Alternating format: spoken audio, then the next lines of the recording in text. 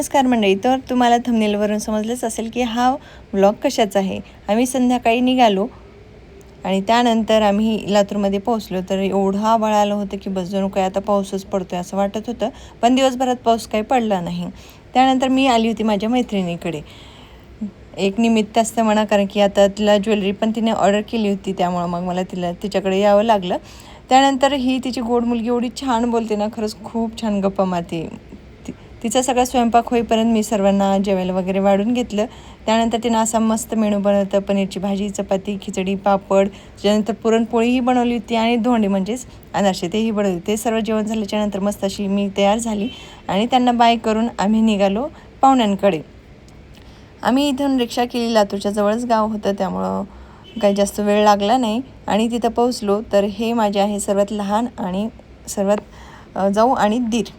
मस्त असं त्यांनी छानसं डेकोरेशन केलं होतं. अधिक मासात हा पुरुषोत्तम मास म्हणून समजला जातो. हा एक पवित्र मानला जातो. या महिन्यातनं दान, धर्म, पूजा, व्रत अशा धार्मिक कार्यांना जास्त महत्त्व दिलं जातं. ह्या महिन्यामध्ये लेक जावयांचा कौतुकाचा सोहळा असतो. यामध्ये लेक आणि जावयाला लक्ष्मी आणि विष्णूचे रूप मानून त्यांचा सन्मान केला जातो.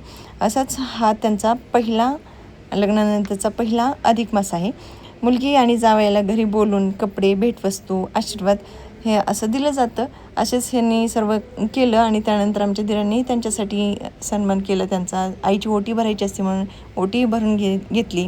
खरं तर अधिक मासामध्ये ना कुटुंबातील नाते अधिक मजबूत होण्यासाठी, प्रेम आणि आपुलकी वाढावी ह्यासाठी ही सर्व परंपरा जपली जाते. असं मस्त त्यानंतर जेवणाचा मेनू वगैरे होता. सर्वांचे जेवण झाले पुरुष मंडळीचे. त्यानंतर इकडं महिला मंडळी जेवायला बसली. खूप छान कार्यक्रमाची अरेंजमेंट केली होती. मस्त वाटत होतं सगळेजण एकत्र आल्यामुळे. आणि ही सर्व आमची घरची चिल्लपिल्लं एकत्र आलीत तर काही शांत बसणार नाहीत. ही असा गोंधळ केलेत. पाहुण्यांच्या घरीसुद्धा शांत बसायत एक असे आहेत.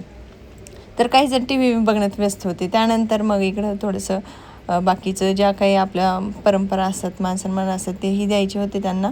त्यामुळे ते सर्व केले, त्यांचे आशीर्वाद वगैरे घेतले आणि मस्त इकडं आम्ही फोटोशूट केले. छानसा असा फोटोशूट झालं. त्यानंतर ताईंसोबतही फोटोशूट झालं आमचं. आम्ही चौघी जावा, त्यानंतर ह्या ताई आणि आई आणि मई आणि आम्ही चौघी जावा. पाहुण्यांनी आम्हाला ह्या अशा छानशा साड्या नेसवल्या होत्या. सर्वांना कलरफुल अशा साड्या होत्या. इथंच लातूरच्या जवळपासच आणि रोड टचच्या जवळच आहे. जास्त रोड हे हायवे असं दूर नाही. असं ताईंनी इथं प्लॉट घेतला तर ते आम्ही पाहायला आलो. त्यानंतर सगळं काही आटोपल्याच्यानंतर सगळेजण गावी गेले, त्यांना बाय केला आणि आम्ही आलो परत लातूरला. हे खालच्या ताईंची ही माझ्याकडं ऑर्डर होती. त्यांना ही सर्व ज्वेलरी दाखवली आणि त्यांना क्लासही करायचा आहे. त्यामुळं मग त्यांना सगळं काही साहित्य दाखवलं, कुठलं बनवायचं काय नाही. हे सर्व आपण ऑनलाईन ही क्लास घेतो ज्वेलरी बनवण्याचे. जर कोणाला करायची असेल तर नक्की इंस्टाग्राम माझं ID मेन्शन करते, तिथं तुम्ही जाऊन नक्की मेसेज करा. जर तुम्हाला कस्टमाइज ज्वेलरी पाहिजे असेल तर तुम्ही त्याचाही मेसेज करू शकता. जर तुम्हाला आवडला असेल हा व्हिडिओ तर नक्की लाईक करा, शेअर करा, कमेंट करा आणि सबस्क्राईब करायला विसरू नका.